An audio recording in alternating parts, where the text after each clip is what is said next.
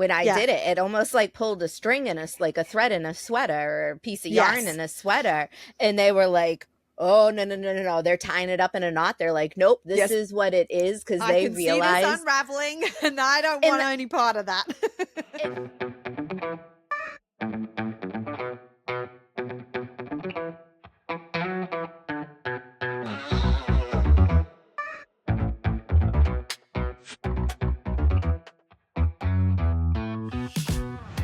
Hello, and welcome to Well Shit. It really is that simple. I'm Claire. And I'm Serena. On this podcast, we help you to understand about your 12 universal needs, why they are currently not being well met, how to meet them in ways that work for you, and how to consistently do so in quick, easy, and simple ways that fit seamlessly into your life. We'll also help you to understand how doing so will have a positive ripple effect in literally every area of your life. If you like what you hear, sign up for more support with meeting your needs with your weekly Universal Needs notes at theuniversalneeds.com. And enjoy the show. Hello. Hey, everyone. I'm so looking forward to the end of this week because I get to go away for a week. I get a little mini vacation, which I'm really looking forward to. It's been a very stressful time recently. I'm like a few days off the rock, seeing different people and getting away from it all is just what I need. The only downside is it means that my place currently, I've got like stuff for packing everywhere. Like I'm really glad that you can only see this part of my space on the video for the podcast recording. Yes, it's gonna be good. But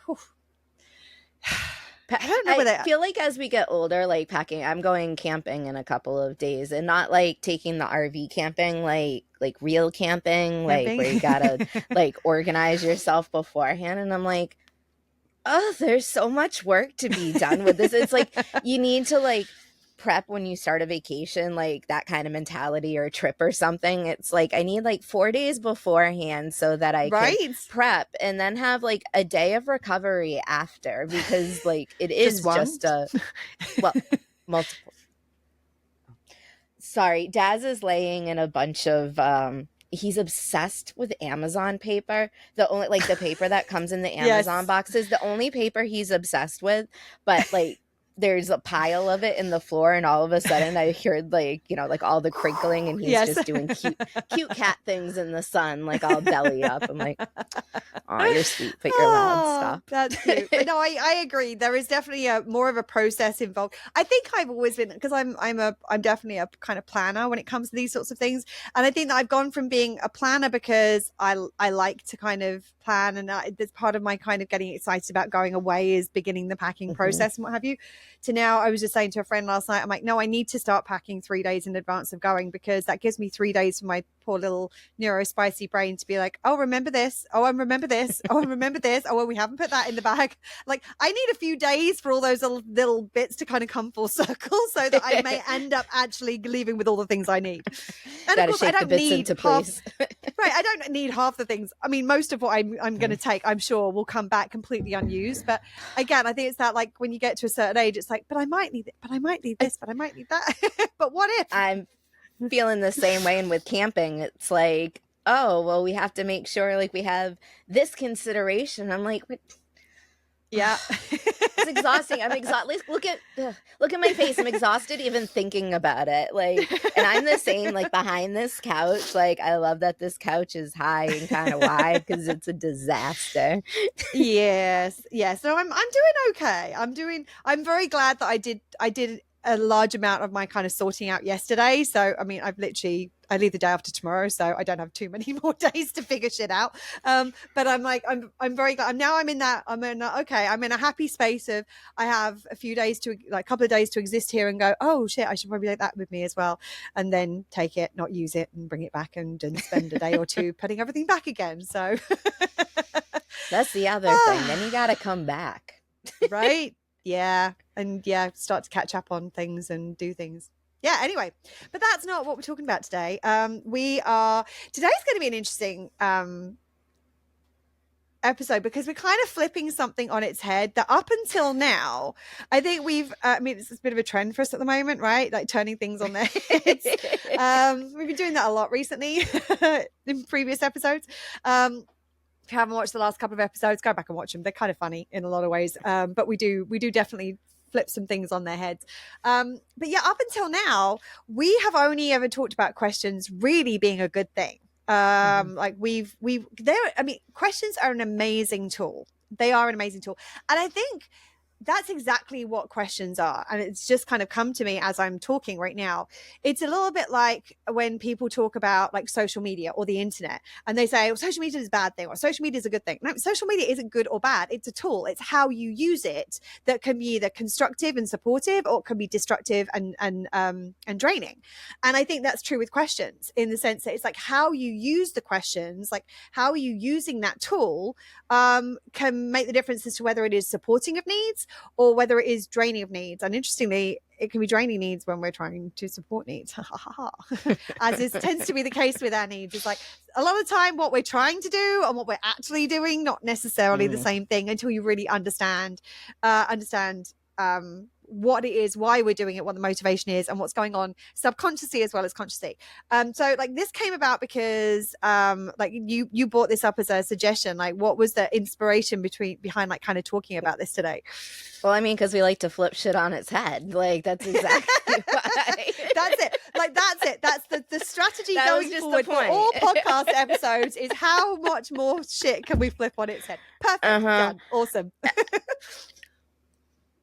It's kind of the truth, though, because we talk a lot about curiosity and questions, and you know, it's verbiage we use. And I was talking to a friend, and they were telling me about a situation where they were being asked a lot of questions, and like it wasn't done in like.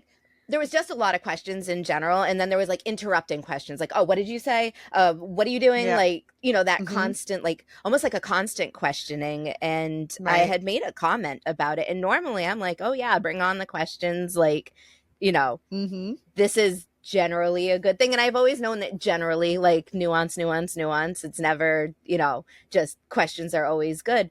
But as my friend was talking, I was like, you know, okay. And they're like, oh, well, they're just curious. And I'm like, sounds like they're anxious to me. Like that sounds like anxiety, not curiosity. And they're like, what?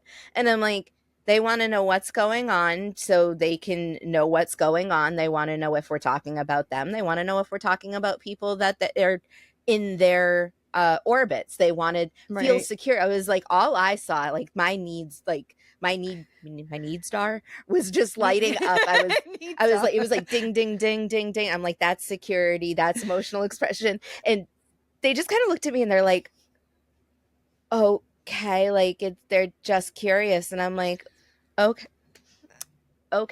Like, okay. Yeah. And I walked away and I'm like, wow, like that really, like, it never had clicked. And I think there's times that I've done it too, where that anxiety, it's not curiosity, it's rooted in something else. And so I just kind of threw some, you know, random nondescript notes in and we came across it. And I'm like, yeah, like that's, you know, we talk about it being a good thing. Now let's talk about when it's not, because that's going to confuse the shit out of people. As is our, like, I mean, I feel sometimes that's our role in life, but I think that sometimes that's where the clarity can come, is that a lot of the time what will end up happening, especially when you're in personal development spaces, is somebody will say something and it sounds definitive and we're like, oh, this is the way that it is. And that's the reason we talk about nuance so much in what we're talking about, because just because sometimes this is the case, it doesn't mean to say it's always the case. And that's part of the reason we like to flip shit on its head, because it's like, if you think just because we've said something once that is it, the be all and end all until the end of time, thank you and good night, that's not necessarily what's going on. That's one situation. And this is one of the reasons that when we say, like, when people can, they a lot of the time would like, they try to work with us one-on-one, because until you know the full context of the situation, it's not necessarily easy to discern, oh, is it this or is it that? Is this what's going on? Or hold on, there's something more going on underneath the surface. And it's interesting because just to kind of, before I like, so I don't kind of forget about it, because I mean, not that would ever happen. If you're a regular listener, you know that's mind like an elephant. No, elephants never forget. Well, yeah, I was being sarcastic. Oh, that happens a lot on the podcast too, if you're not a regular listener. Anyway, one of the things that I like when somebody is, if like where somebody is sort of saying that someone's being curious or that this is what's happening. And if somebody kind of challenges it and go, well, like, I think maybe this is what's going on. And the person says, no, this is what's happening. A lot of the time, the reason that they're kind of staying with they're kind of attached to their belief over what's happening is because their perspective is also supportive of their needs. As in, like, if I look at it as anxiety, hold on a second, then I've got to view this in a different way. And maybe I need to change what I'm doing. And maybe I need to consider that there maybe is more support this person needs or what have you. And so it's like, when you notice a resistance to being open to alternative points of view and alternative perspectives, that's a lot of the time because we're desperately trying to cling to what we think is meeting our needs. A lot of the time it's actually just masking them. It's just if we can say it's this thing, it's like, oh, it's okay, as long as I say it's this thing, then I don't have to consider the fact that actually it's not. And if it's not, then my needs are unmet, and then I need to do something about that, and that's not always convenient or comfortable. Yeah, and it's like the questioning about the questioning. When I did it, it almost like pulled a string in a thread in a sweater or a piece of yarn in a sweater, and they were like, oh, no, they're tying it up in a knot. They're like, nope, this is what it is, because they realize see this unraveling, and I don't want any part of that. And Claire and I see a sweater unravel, and we're like, all right, what made it unravel? Like, right? What else can we make with this yarn? Like, you can't make it into something else if it's still a sweater. If it's going to unravel, let's get this shit over and done with. Let's unravel the thing, and then let's figure out what we want to create with the yarn that we're left with. Right. It's July. We don't need a sweater. Like, let it go. But you could. I saw a really cute thing this week. Like random acts of crocheting, where people crochet these little things and they leave them places with a little note saying, please share this. And then people post to say where they've seen them. I mean, you could do random acts of crocheting with that yarn. Like, how cute. You good? Oops. I mean, define good. Yeah. There's a tea bag like kind of wrapped around the handle of my thing, and it just like slonks. So, yeah. I mean, I don't want to say I got teabagged in the face, but like, no, let's not say that. Moving swiftly on from that, because that is a rabbit hole neither of us want to go down at this point. Back to questioning. Mouth like a sailor, mind in the gutter. Yeah, that's and if you don't know what that means, don't Google it. That's all I'm saying. Anyway, getting back on track. So the thing is that a lot of the time, the reason that questions are incredibly powerful tools is if they are coming from a place of genuine openness and curiosity, like a desire to understand a situation better, a desire to understand another person better, whether it or they're actually being asked to create clarity. Like I want to make sure I'm fully understanding what is going on here, or what it is that you need, or what it is that's going to happen. Those are the kind of questions that are very constructive. They're very supportive. And a lot of the time that will come from the intention, like it'll come from a combination of things. It'll come from our intention. Like what is our intention in asking this question? Like, think about getting into creator mode. Let's go back to the empowerment ecosystem. If you haven't seen it, we'll put a link to the episode in the show notes. Like, what is my outcome here? Like, what is my outcome in asking the question? Like, why am I asking this question? What's the point of it? And what am I trying to create by doing so? Am I trying to create more connection? Am I trying to create more understanding of a person? Am I trying to understand a situation better? Am I trying to get clarity on what I need to do in a certain situation, or what is expected of me? Or this is especially something that happens a lot with neurospicy folks, is a lot of the time they will ask questions to get clarity on a situation, and it will be viewed as argumentative by somebody who maybe isn't neurospicy. And it's like, no, I just want to find out, are we leaving at 8 or are we leaving at 9? I'm not saying that because I'm attacking or critiquing your plan, or saying that we shouldn't leave at 8 or 9. I just want to understand, are we leaving at 8 or are we leaving at 9? So I can figure out what I'm doing to get myself ready for that. But I think that, and so a lot of the time, intention is a very important part of it. Like, why are we doing this? And unsurprisingly, our needs are also going to feed into the questioning. So if our needs are well met, then there's a very good chance that the only intention behind what we are doing is what we are consciously intending to do. Like, what I'm trying to do here is actually what I'm trying to do here consciously. What I'm aware of that I'm trying to do is what I'm trying to do. The challenge is, if our needs are unmet or compromised in some way, shape, or form, then what can end up happening is that our unmet needs have a separate intention unconsciously, like under the surface, an intention that we're not aware of. Like, we're doing something to try to achieve something that we're not even consciously aware of because it's happening underneath the surface.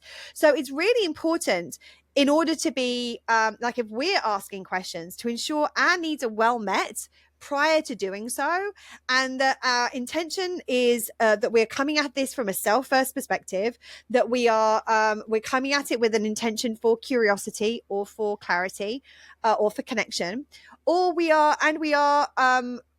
we've taken care of our needs well enough that there's not likely to be any kind of hidden, unknown intention under the surface. Our unmet needs are like pulling the strings, going, hello, can we, like, I need this right now. If you ask this question, we might be able to get to that outcome. So that's the situation that we need. That's the basis that we need in order to be using questions in a constructive and supportive way. Now, there is the dark side of questions, which is that a lot of the time, if our intention is not curiosity, clarity, or connection, if our needs are not well met, then a lot of the time that you could ask the exact same question, and how you ask it and how you respond to it can create a very different outcome. It can also be coming from a very different place within us, because of our unmet needs and because of the shitty strategies that we learn in life to try to get our unmet needs met. And it may be because our needs are masked, it may be because our needs are unmet. Either way, if our needs are not supported well, then there could be other reasons behind why we are asking questions. Serena appears to have a drinking problem this morning. I mean, let's make the same mistake over and over again. What? It's a different kind of tea bag. I don't like. It's the same kind. It's a tea bag, but like I've never had like opposed to. Well, like sometimes it's like they had like the triangle one, like the pyramid ones. Like it's a regular tea bag, and you see me on the episodes. Like, I don't drink coffee as much. If you see this little cup recently, it has tea in a tea bag, and I don't just get myself all like covered right now. God, it's gonna be an episode. Nothing's easy anymore. I mean, I could ask questions about your tea bag and about your tea. So what are some of the reasons that people can be asking questions that are not coming from a self-first way, that they are not supportive, that they are not constructive, and that they can actually cause harm, and they can actually negatively impact other people and their needs? They can negatively impact us and our needs, and generally all around they're a little bit shit. Let's just call a spade a spade. Okay, so the first reason and the first kind of motivation behind asking questions that is not supportive is the one that kind of came up in the example that Serena gave, which is anxiety. So a lot of the time, anxiety, as we know, is a response to our needs being unmet in the past, or a response to our needs being unmet in the present, or a fear of our needs being unmet in the future, or a combination of the above. And so if we are feeling anxious, a lot of the time that is, while it's about these needs that have been compromised, or we are afraid that they will be compromised, underneath that, the existence of those unmet needs, or the fear of our needs being unmet, is going to compromise our security need. And our security need, as we know, is about feeling safe and secure emotionally, physically, energetically, environmentally, all of the different things. We need to feel a sense of security. That is one of our foundational root needs of our system. It's one of it's the second need on our universal needs tree, and it's one of our survival needs. So it's a really, really critical one. And it's one that, if it is unmet, is going to be driving your little life car. It doesn't matter how you could have all of your other needs met. I mean, chances are your needs aren't going to be met if your security needs are met, but that's another matter. But if in a little fantasy world it was possible to get all of your other needs met, but your security need was unmet, it's going to be driving everything. It's going to be driving every single thought, feeling, action, behavior, thing you do, thing you don't do, choice. Everything is going to be driven by that. And so if you are feeling, if your security need is unmet, a lot of the time that anxiety about what is going to happen or about what has happened in the past, and like a fear of like history repeating itself, or the anxiety that's caused by our needs being unmet in the present, is the reason that we're like trying to ask these questions, because there's this belief that if we can just find out enough information, we will finally feel secure. It's like, if I know what's going on, then I'll finally feel secure. And the truth of the matter is, a lot of the time that's not actually the case. You can know everything about everything and still not feel secure, because the security need is related to other things, not about the amount of knowledge that you have or you don't have. It's related to your experiences in the past, your needs in the present, and the fear about needs being met or unmet in the future. And a lot of this also is very, very relevant when we are dependent on other people for getting our needs met. If we haven't learned how to meet our own needs, and we haven't taken responsibility for meeting them, and we haven't got into a practice of meeting them, we tend to be dependent on other people around us. And so that fear and anxiety around our needs is heightened because the needs being met sit squarely in somebody else's lap, and that they have the power to determine whether or not they are met. I feel like this comes up a lot with children. Like well, there's I was about to get to that. Okay.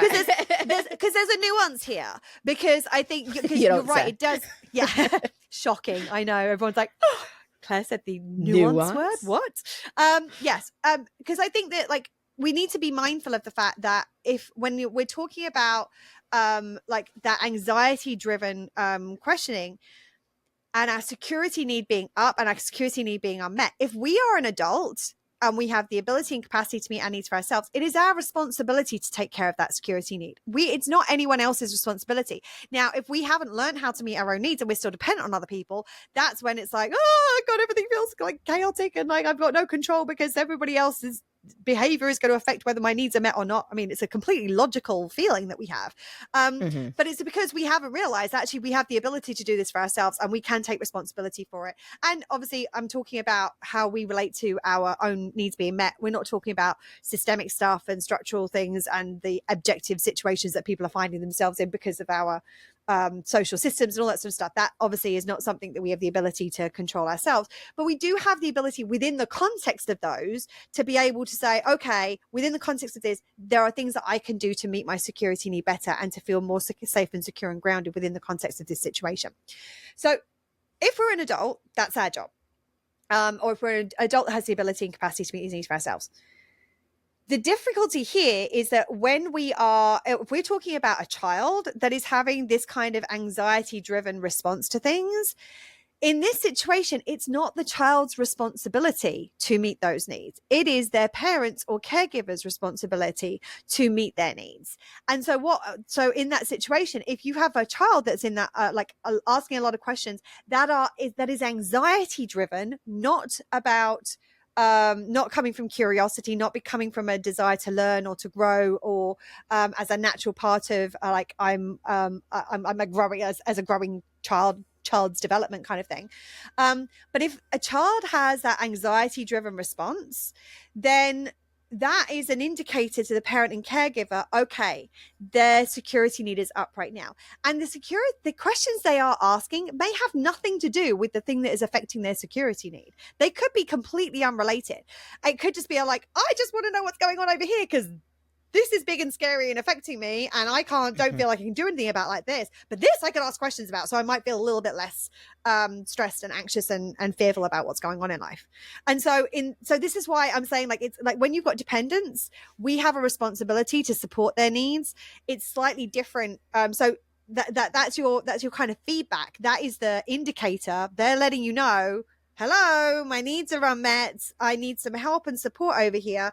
That's a point where you can start to ask them questions. You start to have a conversation from a place of curiosity, not from and again, this is the reason it's really important for us to take care of our needs first and foremost, and to regulate our nervous system. Because if we realize that they are anxiously asking questions and we start anxiously asking questions back to them, that's going to throw their anxiety through the roof, and it's going to fuel the entire thing. We get into this kind of anxious overload and complete nervous system dysregulation all over the shop. And that's not going to end well for anybody.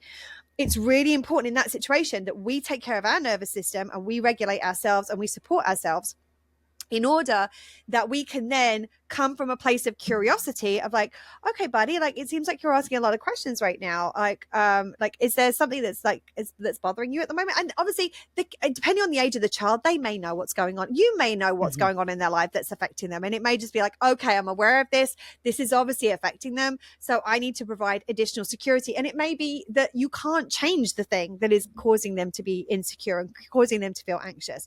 But actually what you can do is you can amplify their security need in other ways that allows them to feel more secure in the context of an uncertain situation.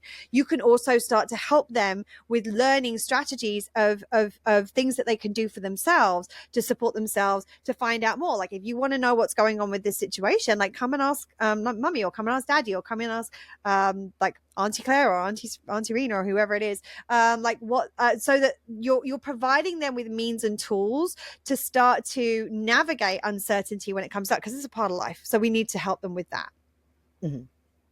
I had made a note, like, you'll see, like, my brain is in a special place today, so I might be taking notes a lot. That's just because I can't do the memory thing at the moment. I saw there were a number of points you wanted to jump in, and I'm like, I got to get this thought out, and then we can come back. That's why I paused. I definitely have goldfish brain today. So Claire had kind of mentioned it earlier with the neurospicy aspect, that some people will ask questions because they need to know to plan. And it's kind of that other nuanced aspect. It's gathering information to avoid anxiety versus anxiety driven questioning. And I wanted to make sure that there is. I have a tweak. Okay. Tweak away. Well, it's gathering information to create security rather than anxiety driven questioning, because if we're doing it to avoid anxiety, we're being motivated by the thing that we don't want, which is going to put us in the drama triangle, as opposed to, okay, I want to create security. And like, a lot of the time, like, I have a very good friend of mine who's ADHD. And when they're going out for an evening, it's not that they are trying to avoid anxiety. They want to create a sense of calm and security with what they're doing. So they will look up where it is that they're going. They'll figure out where they're going to park ahead of time. They will go and look at the menu and figure out what it is that they're going to eat before they get there. Is there something that's going to work for them eating wise? And there's a very big difference. Like, if you're doing it to avoid anxiety, you're still focusing on the problem. You're still coming from that anxious place. It's like, I want to avoid this anxious place. So that puts you in the drama triangle. That puts you in the victim approach of the drama triangle. If instead it's like, I want to gather information, so I create calm and I create security, that's the creator approach in the empowerment ecosystem. Because it's like, okay, what am I trying to create? I'm trying to create a sense of calm. I'm trying to create a sense of security. How do I do that? By asking questions, by gathering information, in order that I can feel more secure with this thing that I'm going through and moving ahead. And something like, as that surprise, that tweak made a huge difference. It's almost like that's the reason I said it. Right? It, like, this kind of concept allows you to move into the supporter role as well, because, like, as somebody with a diagnosed anxiety disorder, I don't always have my ducks in a row, but I like to have them wrangled in the same, like, zip code at least. And the people in my life know that sometimes wrangling can go awry. So when people come with supportive information, like forthcoming support, like if I'm planning something, I know Claire has kind of a similar thing where the more information I can provide her up front, the more information I can be forthcoming with, the less questions she's gonna have to ask in general. So it's like, you can come into that supporter role with it and be like, okay, here are the things I know about this situation. This is the time, this is the location, these are the things, like, and work from there, rather than like, and I just, like, as I'm talking about it, I realize like how, I mean, life is kind of spontaneous and sporadic just in its nature, but there isn't a lot of that kind of supportive aspect, being like, well, I have this information, I can pass it along, and then there isn't any twinge of anxiety for somebody to be like, from this concept alone, like, right. we're not talking about the bigger, where Yeah. other anxieties could come from, but it's like, it just It's a way seems of showing so, care. yeah, and it's simple, like, Right. it's Well, and simple. actually there's also another thing that you can do kind of a step prior to that, which is you can ask the question, would this information be helpful? Like, because also, like, if someone's overloaded, it could be like, I can't take in any more information right now. Like, yeah, it might be, but not right this second. Like, like, that's information to give me tomorrow. Or actually, no, I'm okay. I'm maxed out with everything. I trust you. I don't need any further information. Because even that, even providing information, what that is, a bit of fluff just landed on my face. Maybe it's because I've got the fan on. Dust bunny from the fan like flew at me. Oh, that's what I was saying now. Just I think that, yeah, sometimes like extra information can add more anxiety depending on where somebody's at. Like, I know with Serena, like, there are some times where it's like, oh no, she's maxed out, don't provide any further information, because more information is not helpful at this point. And sometimes I'll check in, I'll be like, hey, I've got some information about this, would this be helpful? Or like, it's not a good time, and she'll be like, oh yeah, no, send it over. Or nope, I'm good, thanks. Yep. Nope. Or nope. is there any other information that would be helpful for you? Oh yeah, I've been like, my mind keeps thinking XYZ, like, do you have this information? Could you find it out? That would take a load off. Absolutely. Or it could be like, okay, I have information for you. Be like, yeah, could you do me a favor? Can you email it to me? Because I don't have the capacity to take it in right now, but I know it's information I will need. And therefore I know it's there when I want to go find it. And you don't have to hang on to it, but it's a way of ensuring that I'm not getting overloaded in that moment. So, like, anxiety is like one of the driving forces sometimes behind questions that aren't necessarily supportive. And when I say that, it's like, it's not that the questions aren't going to help. I mean, a lot of the time when it's anxiety driven, the questions may not actually help, because the anxiety is a lot of the time related to something else. It's just that it's not coming from this grounded place of my needs are well met, they're well supported, and I've got a great intention here, which is like, I'm coming from a self-first way of trying to meet my needs, or I'm coming from a self-first way of coming into supporter or contributor role when in terms of interacting with somebody. A lot of the time, like, the things that we're talking about, these are things that happen when somebody's in the drama triangle or in the harm dynamic. These are not things that happen in the empowerment ecosystem.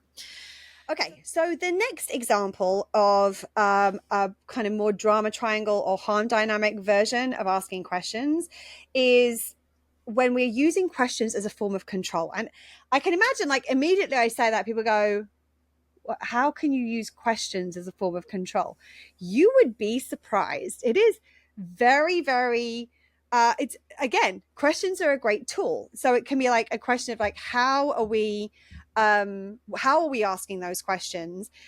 What questions are we asking? What kind of questions are we asking? Are we asking very open questions? Are we asking closed questions? Are we asking leading questions?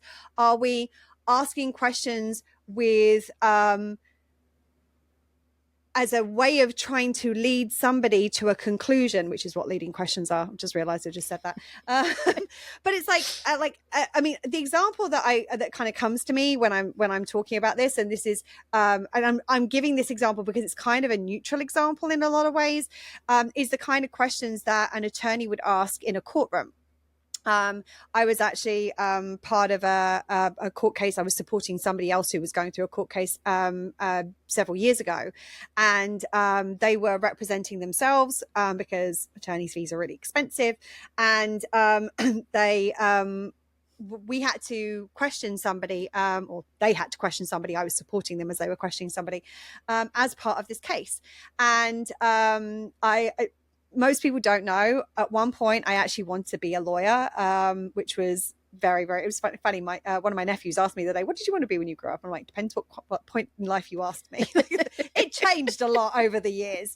So at one point I wanted to be a lawyer just because I'm very good at that kind of strategic thinking. I mean, there's a reason that, and I'm very good at understanding human behavior and how people work. There's a reason I ended up doing what I'm doing now.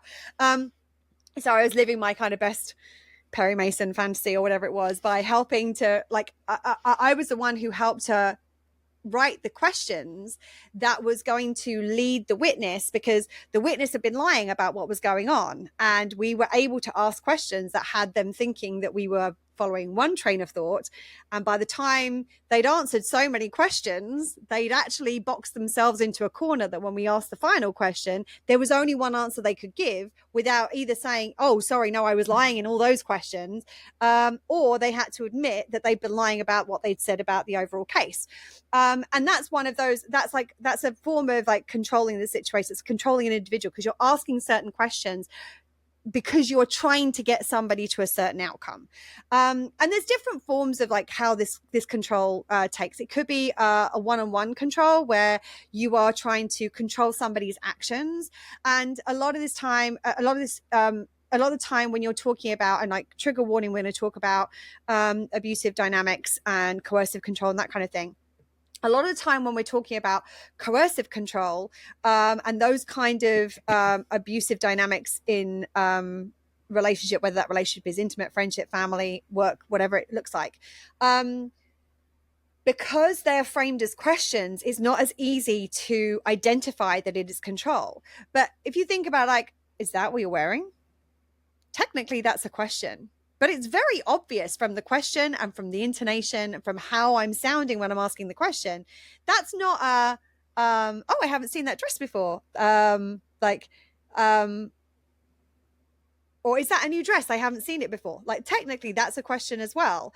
One is like, and like, it's a question that's just, oh, is that new? Like I haven't noticed it before. That's a very neutral question versus, is that what you're wearing? Or like, have you done your makeup yet? Like again, like those sorts of things, like who's going to be at this event that you're going to, and who's going to be at this event that you're going to in and of itself could be an open question or a closed question, or it could be a leading question. But if it's combined with lots of other questions that are about what are you wearing, what are you doing, when will you be leaving, when will you be back, and it's coming from a lot of the time when we kind of get into how you can tell the difference between these different kinds of questions a little bit later on. But a lot of time there's a sense of tension. There's a sense of kind of anxiety and anxious tension around these kind of questions, where a lot of the time, if you're hearing these kind of questions, you believe that there's a right answer and a wrong answer. Like you can feel like there's a, like if I have to get this right, because if I don't, there's going to be some sort of consequence to it. And it's that kind of threat of consequence. And the reason, like when we talk about coercive control, we talk about coercive control exists when somebody has the ability to determine whether someone's needs are met or unmet. And therefore they can control what somebody is doing by coercing them into behaving a certain way. They may not be forcing them, as in like physically restricting them, but it's but because they are, for example, if you are in a two-person household and there's only one person that earns the income and the other person doesn't, maybe they are a stay-at-home parent, or maybe there was a decision made that one person would take care of the home while the other person went out to work because that was what was decided early on. A lot of the time, because they have the ability to determine how money is spent and what each person can do and not do, all of these things are things that form coercive control, because you can influence what somebody does because of the impact you can have over their needs. And the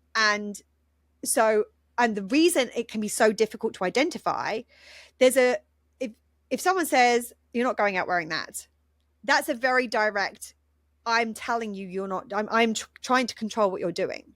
It's a directive. Are you going out wearing, right? Are you going out wearing that?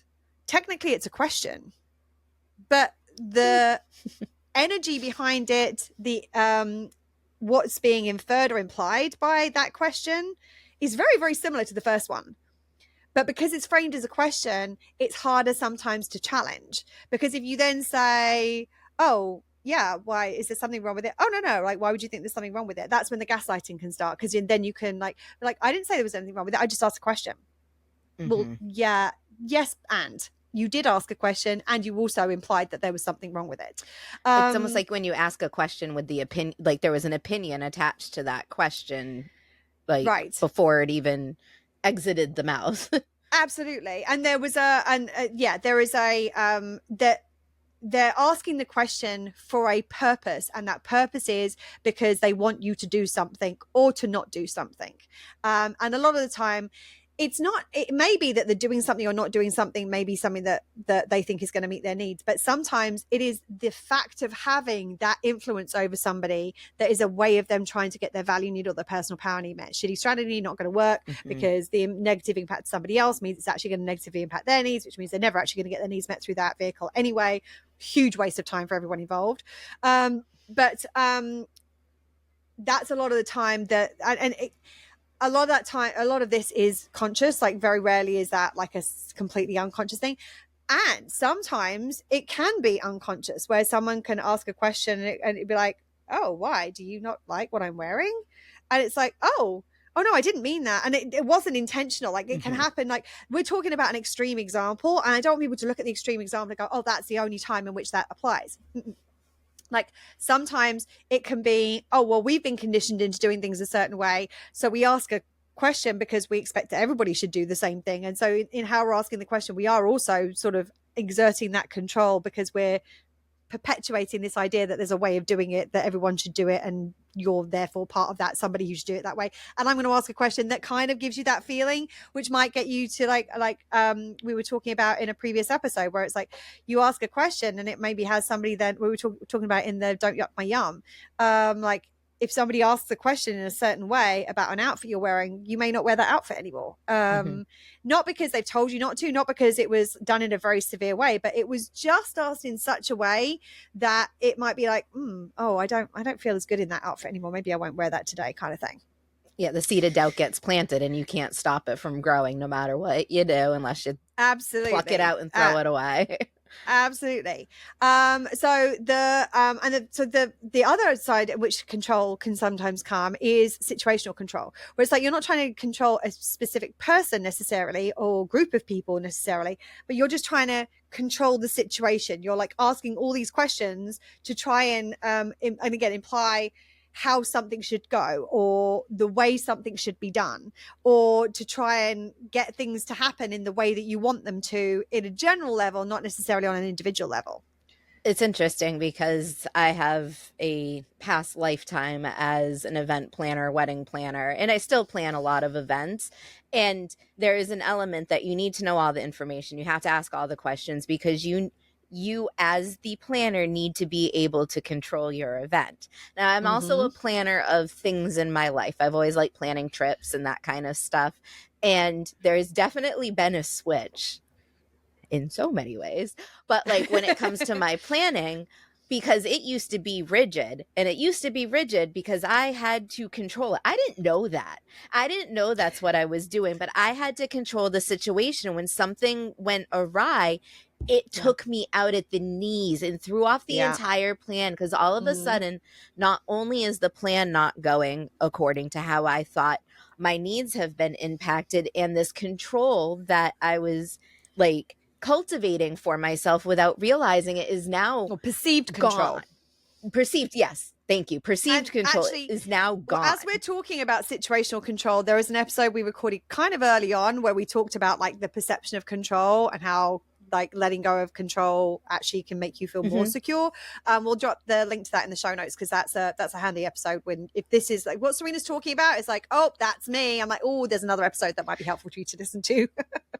Yeah, this one definitely, when it comes to situational control, hits hard, because I did it for work, and then it also totally bled over into my life. And I watch people, like a lot of like family style trips. If you notice, there's usually one person that has all of the information. Now, sometimes that's because there's one person planning it and there's one person doing the things. I don't want to say more times than not, because I can't, like, that would just be, like, there's no merit behind that statement. But I have witnessed a lot of times where somebody's like, oh, no, you don't need that. I've got it. You don't need that information. Oh, you don't need to know. I've got that taken care of. Because the more information other people know, that's like every bit of information is like handing a little bit of that control to somebody else, where they could be like, the plan is we're going to go have burgers tonight. And you tell somebody, and then somebody's like, well, I don't really like burgers. And then all of a sudden and if you have a plan and somebody doesn't want to, like, if you're doing something like that, there should be like a mutual agreement. But a lot of times I've seen that instance, and Like, it Yeah. didn't dawn on me at the time. I'm like, oh, you're doing that so nobody can fuck up your plan.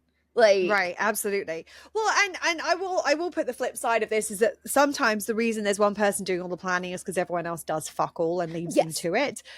So I'm just like, I'm putting that yes, out there as well as absolutely. a contrary position to that.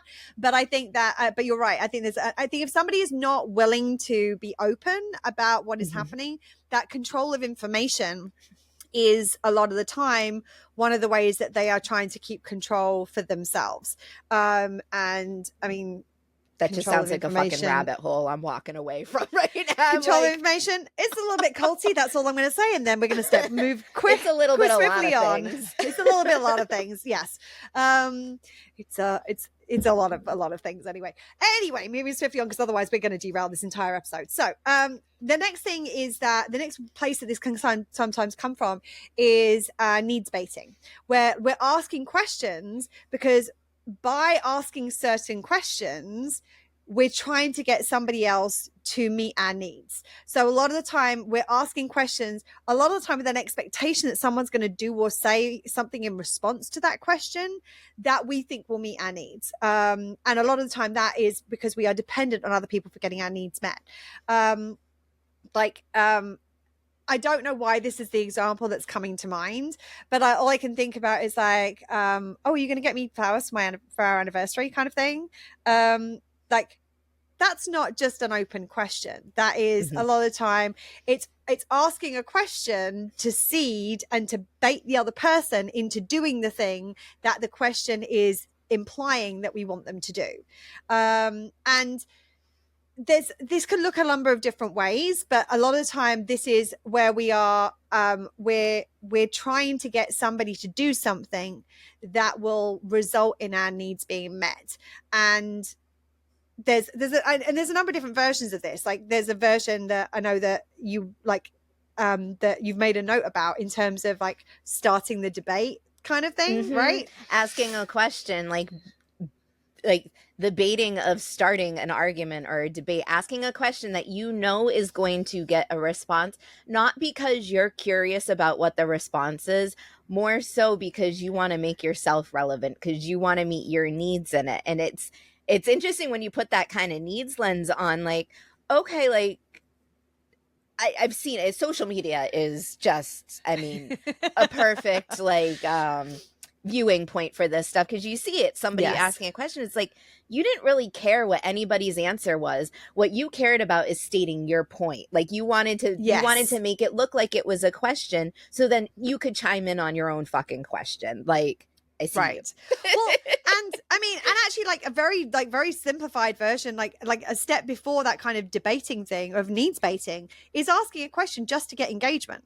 Like you ask a question on social media, like there's somebody like who does it a lot around here, who's local to this, who's always asking questions. I'm like, you're not asking the question because you want to know the answer to the question. You just want lots of people to answer the question so that people will see your post. That's basically what you're doing, which like, and I'm not saying like that, but that is needs baiting. I'm getting you to do the thing that's going to make me feel important when lots of people comment and I get lots of responses to my question. I get lots of responses to my post. That is a very, very simplified version of needs baiting. Technically it's a question, but is it just a question? No, it's not. Like I've always found it fascinating, and at the same time, like I didn't realize I found it fascinating until we were talking about this episode, if that makes any sense at all. But like when people didn't want information, like if there's some sort of like, and what's coming to mind is like gossip or something like that, and somebody's like, yeah, I don't want to know, and I'm like, what do you mean you don't want to know?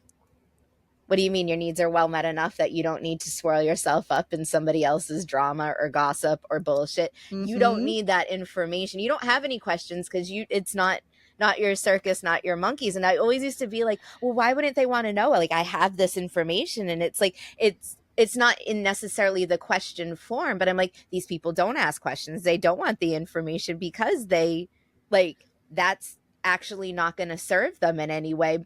And it was serving me to be swirled up in that little bit of drama, Well, it wasn't gossip. really, but in the absence of having other ways of meeting your needs, It was meeting my needs in negative ways. it was masking your needs. Yeah, it wasn't really meeting them. It was probably masking them, because it was a distraction from the unmet needs. So it's like oh, I'm going to be distracted by this thing over here. I'm like, I get to ignore the fact that my needs are unmet over there. It reminds me of like there was a rule in my house. If you don't want the answer, don't ask the question. Like you never ask my dad, how do I look, unless you actually wanted his honest answer about how you looked, because that's what you would get. And so it's like, and that's a great example of like, if you don't want the answer, don't ask the question. If you think that there's somebody talking shit about you and you're like, don't ask, and like, I don't want to know that, because that's not going to help me. None of that is good for me. That's not helping my peace. And it's not constructive in my life. So I'm not going to ask the question. It's a great example. Another example of like where this kind of comes from is as a form of manipulation. And there's crossover in some of these. Like sometimes this could be a little bit of control. Sometimes it could be a little bit of needs baiting. Sometimes it could be a little bit of anxiety. But it's like, if we're asking questions to try to manipulate a situation, we're trying to create an outcome by asking certain questions. So like the only thing I can think about this is like, as an example, like, if you said, like, for example, if there were two people who were like okay friends, but you wanted to cause an issue between them, and you asked one of them, hey, is there something going on between the two of you? Like, is there a problem? Like, technically you're asking the question, but you're doing it to try to sow the seed of an issue between them. And like, oh, I didn't think so. Why? What have you heard? And you know what I mean? That's the sort of thing where it's like, you ask a question, but the question itself is trying to manipulate other people's needs. And a lot of the time that manipulation is another form of like what we were talking about in the control aspect, which is like the very fact that I am manipulating what is going on is a really shitty strategy for me to try and meet my personal power and value needs. And it may be emotional experience expression because you might get a kick out of it. Like a lot of that's really shitty strategies to try to get our needs met. And it's like, one of the things I think that's really helpful to know is, how do you neutralize this? Like when you are on the receiving end of these kinds of questions, how do you neutralize this? The very first thing is like, a lot of the time, if somebody's coming at you with these sorts of things, we'll get into like how to kind of how to notice when it's this form of questioning versus another form of questioning. Like a lot of time you can feel that anxiety, like something feels uncomfortable about it. It doesn't feel great. Like doesn't feel clean. No, it feels like there's like, is it a right answer or a wrong answer, or like I'm being pushed into something. Like when those kind of questions come at you, what do? And the real simple answer is there's two main ways that I would suggest that you approach this. The first is you ask them a question. I'm curious, why are you asking that? Because then they've got to explain why they want the information that they want. And a lot of the time, they can't without digging themselves into a hole. Yes, yeah, exactly. Now, it depends on the individual, and it depends on like if it looks like somebody is like trying to manipulate, trying to control the situation, depending on the extent of the control and the extent of the manipulation and whether it's conscious or unconscious, that's when, like, because if somebody is consciously aware of it and they drop into gaslight, like that's probably not going to be a constructive conversation. If you notice this form of questioning coming your way and it is that kind of control, manipulation, and it is very significant, that's normally an indicator to create some space with somebody like that, because that's not somebody that is normally very supportive and healthy for somebody to be around. So it depends on the individual. But if somebody's maybe going through a hard time and they're asking the question, you're like, that sounds like it could be that. But there's somebody who you get on well with, normally you have an open relationship with. Like, I'm curious, like, why are you asking that question? Like, why do you ask? A lot of the time that can start to uncover, oh, well, maybe maybe I've been feeling anxious about this upcoming trip that we've got going on. And I was like, I was trying to get more information because I thought it might help me feel a little bit more settled. Oh, you're feeling anxious? Okay. So like, tell me, what is it that you're anxious about? Maybe we could figure it out together and find a way of you feeling more secure about what's coming up. So there's like an opportunity with some people to have a conversation. It's really a question of using your gut as to whether that's a worthwhile question to ask or not. The other thing, and again, I'm going to preface what I'm about to say is that safety first. Like, it is really important that you keep yourself safe first and foremost. And if you notice controlling and manipulative and abusive dynamics, this is like, sometimes it might be worth like playing along and just answering the questions to ensure you don't have a reaction to deal with, and then figuring out an exit strategy out of that situation, relationship, whatever it is that you've got, where this is coming up. So I'm not saying that you have to do this, but if you're starting to notice this with somebody who doesn't really feel like a threat, or not somebody that you're particularly close to, the other answer you give is like, I don't particularly want to answer that right now. I'm not comfortable answering that. Like, just shut the question down. Do not provide the information that's required. So like, one opens up a conversation, like one opens it up, the other one shuts it down. So so those are kind of the two main ways that I would respond to that. If like somebody is asking me a question where they're needs baiting, or the other answer is that I'll that sometimes give is like, oh, I'm not 100% sure. Like, it's a way of kind of hedging. Like, if somebody's like needs baiting and they're like, oh, what are you doing tonight? Like, a lot of the time, now that can be a curiosity. Like, I would love to, but depending on the person, like there are some people, some people ask me what I'm doing tonight. Oh, I'm not sure right now. Why do you ask? Because they're leading to something. They want you to do something. And so by me saying I'm not 100% sure, or I don't really know yet, why do you ask the question? It gives you the information you need to be able to actually make because again, if someone says, what are you doing tonight? Oh, I'm not really doing anything right now. Oh, in which case, would you be able to come and help me do da-da-da-da-da? Like, you've already said you're not really doing anything, and that kind of provides, it makes it harder then to say no to that thing, because it's like, I've got to say no to the thing rather than just actually I'm not available. And the truth of the matter is, just because you're not doing something doesn't mean to say that you're available. That's another important thing.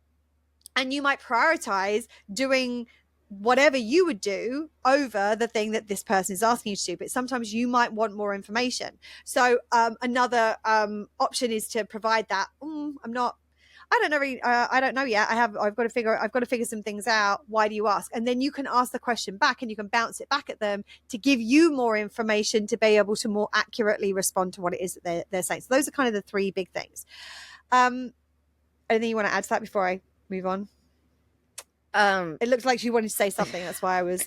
Yeah, I just don't want to kind of make mention to make sure you acknowledge when things feel like within yourself. Like, if you're like, this feels a little bit like these questions seem a little bit off.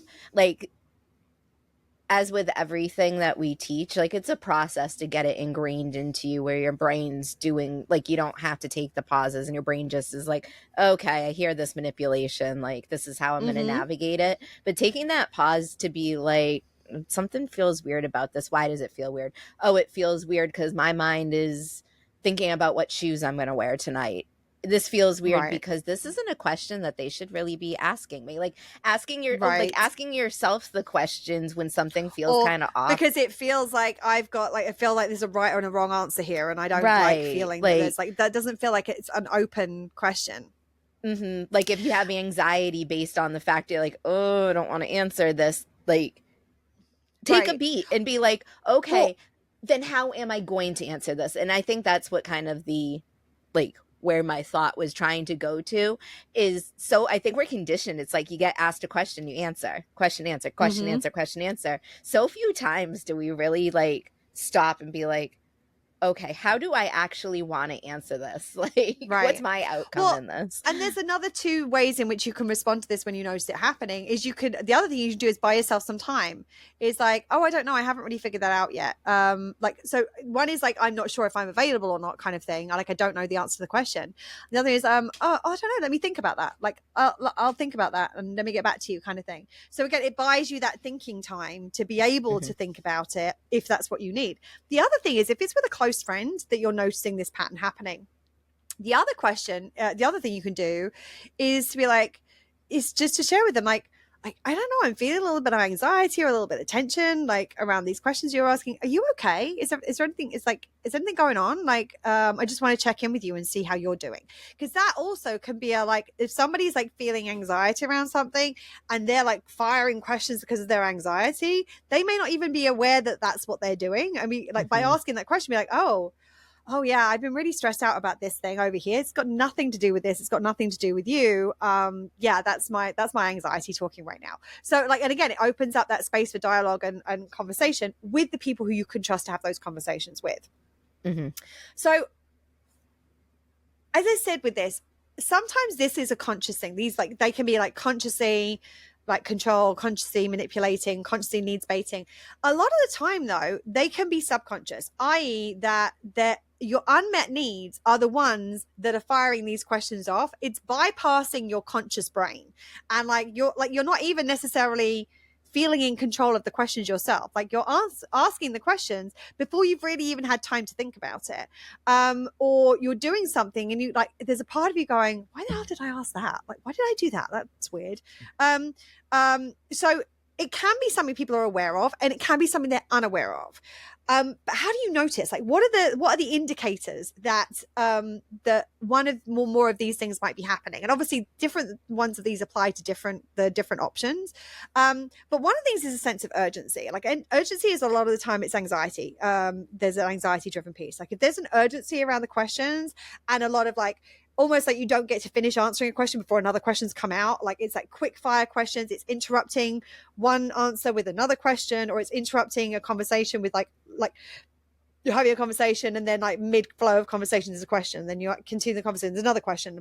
Like that kind of urgency is a huge indicator that a lot of the time there's an anxiety component to what it is that's going on. Would you say like with the urgency creating confusion? Yeah. Like, because I know sometimes the urgency can create confusion, but I've also witnessed people create confusion so that they're like you don't have time to think to be like, oh, what the hell is going on here? I think that can be a strategy of the control and manipulation thing. Like that is, so the confusion can be caused by the quick fired nature of the questions. It could be caused by the number of the questions. It could be caused by the type of questions, by questions like jumping around all over the place. It's like one time I'm asking this and I'm answering something seemingly completely unrelated. Like, so I don't have time to follow the thought train. So I think confusion can sometimes be part of the strategy.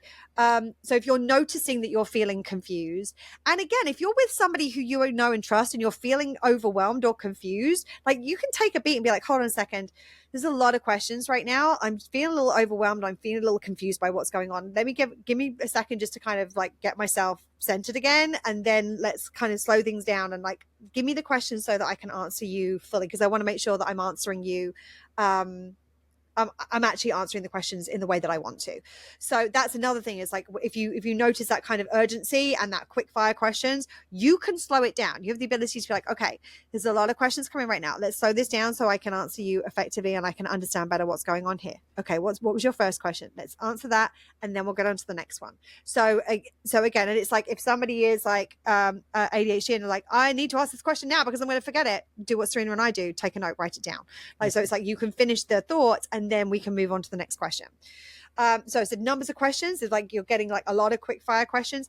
And again, like this is not always the case, like because I might sometimes ask a lot of questions for clarity about a situation because I answer one question and that gives me a little bit more clarity. And then I want to narrow and understand something a little bit more specifically. So numbers of question isn't always, it's normally numbers when combined with a number of these other things happening. If you notice them combined with these other things, that's where number of questions can a lot of the time be an indicator. A narrowing of questions. So rather than questions being like open, like, so who's going tonight? Being, is so-and-so going to be there tonight? Like that is a very narrow question. And the more narrow, there's normally a reason behind the narrow question as opposed to the open question. This is like a super simple example, and it's something I've realized, and I've been trying to change my language on it. Like, I like to cook, so when I cook, it's like, oh, it's good, right? Or is it good? Yes. I never even realized that I was like, what are they going to say? No, it sucks. Like, it's like, Right. you know what What I do you mean? Like, think? I was trying to get to the answer of Yes. this is good, isn't it? Like an agreement with Mm-hmm. my own opinion, or like, Or the and as or the Claire response that said, you wanted. exactly. And it's like, what do you think? Even Mm-hmm. how do you like it? And it's like, well, I don't. Right. Most people aren't going to say that. It's like making having an awareness for myself to make my questions more general so that I'm getting the answers that I want, which are the answers that like the true answers. Well, yes, and there are times in which open questions are really helpful. There are times in which closed questions and narrow questions are very helpful. So it's not about creating a rule around this, like only open questions are helpful, because Mm, it's like, oh, what do you like to do in your spare time? Oh yeah, I really like to play the guitar. Okay, so where would you like to go on holiday? Oh, I'd like to go mm-hmm, so so. What languages do you think are really cool? You're not kind of getting in. You're not getting into the depths of that, where it's like, oh, so what is it about Morocco that you've always wanted to visit? So that can mm-hmm, be like, it's a more closed question than just a generic open question. So it depends on the situation and circumstances. You want to use a blend of both, and again, what is your outcome? How are you using this question to create the outcome? yeah. Am I leading? Well, am I narrowing and leading and and urgency? Or And am usually I when it was, narrowing to lead versus mm, am I narrowing to understand better? Like, subtle difference, but important mm-hmm, one. big difference. Um, Big difference.